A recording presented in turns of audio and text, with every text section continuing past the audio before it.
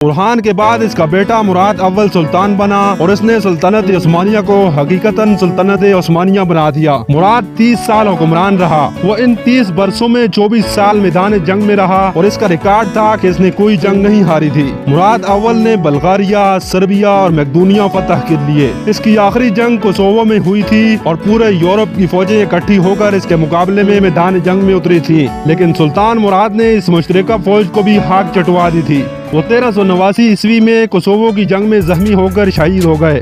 मुराद अव्वल के मरने की खबर फैली तो पूरे यूरोप में जश्न मनाया गया और तमाम कलीसियाओं की घंटियां बजाई गईं।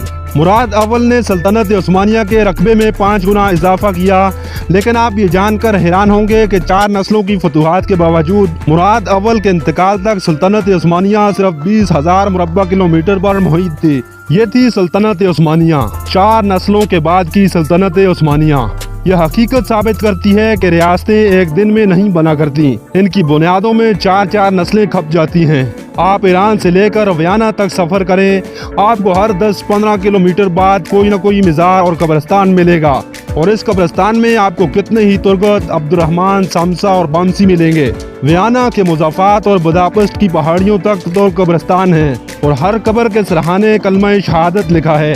रियासतों को रियासत बनाने में नस्लों का लहू और हड्डियां खर्च होती हैं और फिर कहीं जाकर रियासतें सर उठाती हैं, फिर कहीं जाकर इनके झंडे अक़वाम आलम के दरमियान लहराते हैं। खिलाफत उस्मानिया की रगों में भी अर्तगल की 18 नस्लों और 36 सुल्तानों का लहू शामिल हुआ और फिर कहीं जाकर अर्तगल आज की नस्लों तक पहुंचा।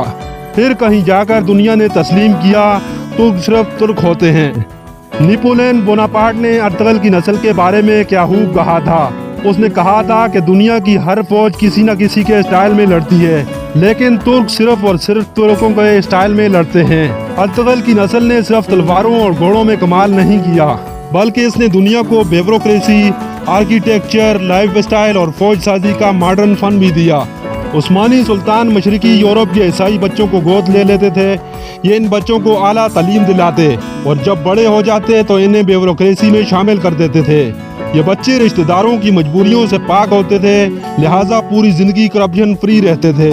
तुर्क फौज का एक जानिसार दस्ता था जो जनीचरी कहलाता था। ये लोग सिर्फ मरने के लिए मैदान में उतरते थे। यही वजह थी कि वो कभी हार कर वापस नहीं आए। सुल्तान भी इनके खौफ से कोई नाइंसाफी या कोई गड़बड़ नहीं करते थे। ये बागी शहजादों के सर उतार देते और कमजोर और करप्ट बादशाह को कान से पकड़कर तख्त से उतार दिया करते थे। और आपने अगर तुर्किश आर्किटेक्चर देखना हो तो आप इस्तांबुल चले जाएं। आपको हर पुरानी इमारत, हर पुरानी मस्जिद पकड़कर बैठ जाएगी। आप इसके सहन से बाहर नहीं निकल सकेंगे।